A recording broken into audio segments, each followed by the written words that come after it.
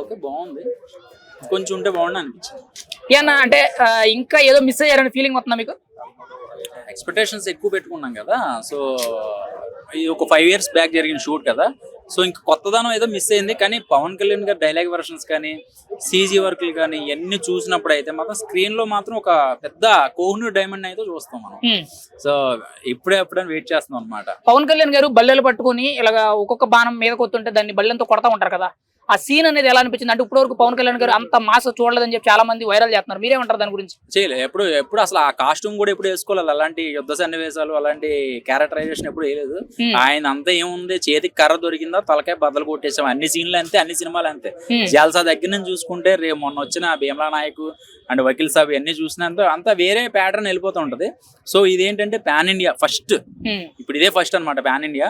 So ఈ cinema మరి గట్టిగా బద్దలు కొట్టాలనుకుంటున్నాను. అంటే పవన్ కళ్యాణ్ గారు మార్షల్ ఆర్ట్స్ లో బ్లాక్ బెల్ట్ కదా.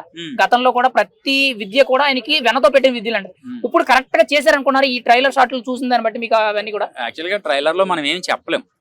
సో మనకి ఆ 10 నిమిషాల్లోనో లేకపోతే 8 నిమిషాల్లో మనం ఏం అంచనా వేయలేము. కానీ ఏదో ఉండబోతుందని దాచారేమో అనుకుంటున్నాను. ఎందుకంటే ఈ సినిమాని ఫస్ట్ ఆఫ్ ఆల్ ఏం చేశారంటే అసలు ఇది సినిమా కాదు, ఇది సినిమా ఏంటి, దీనికి థియేటర్స్ లేకపోతే దీన్ని ఎవడో కొనడు, అసలు డిస్ట్రిబ్యూటర్లు కూడా రావట్లేదని ఒక ప్రచారం చేశారు. అవును.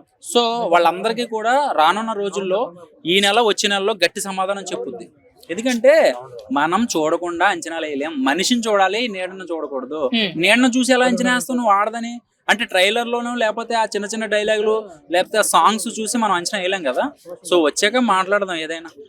హిట్ వచ్చినా ఫట్ వచ్చినా ఆయన ఏమో తగ్గిపోదు, లేకపోతే ఇదే అవ్వదు. అభిమానులందరూ కూడా ఒకటే చెప్తున్నారు, సినిమా హిట్ ఫ్లాప్ అనేది కాదు, మాకు ఆయన స్క్రీన్ మీద కనిపిస్తే చాలు అని చెప్పి చాలా మంది చెప్తున్నారు. మీరేమంటారు? ఆయనకి కలెక్షన్లు అన్ని అవసరం అంటారా? నేను గతంలో కూడా చెప్పాను, పవన్ కళ్యాణ్ గారు సినిమా చేసే టైం లేదు. ఆయన ఎలివేషన్ షాట్లు ఉన్నాయి ఈ మధ్యన బీజిఎంస్ వేసినాయి, అవన్నీ కలిపి థియేటర్లు వేసిన సినిమా ఆడేస్తుంది. అది సినిమా పరంగా మీరు ఎలక్షన్ టైంలో ఆయన చేసిన శపథాలు అవనివ్వండి, ఎలక్షన్ ముందు చేసిన తిరుగుళ్ళు కానీ, ఎలక్షన్ తర్వాత ఏం జరిగిన అన్ని క్లిప్పింగ్స్ ఉన్నాయి కదా, థియేటర్లు వేస్తూ చూడరా.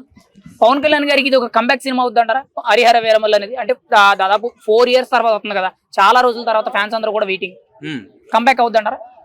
ఇక్కడ నేనేమంటున్నానంటే అంచనాలు వేయడానికి నేను దానికి ఒక అసిస్టెంట్ డైరెక్టర్ గానో లేకపోతే ఇంకేదైనా చేశాను అనుకో, బల్లగుద్ది చెప్తా.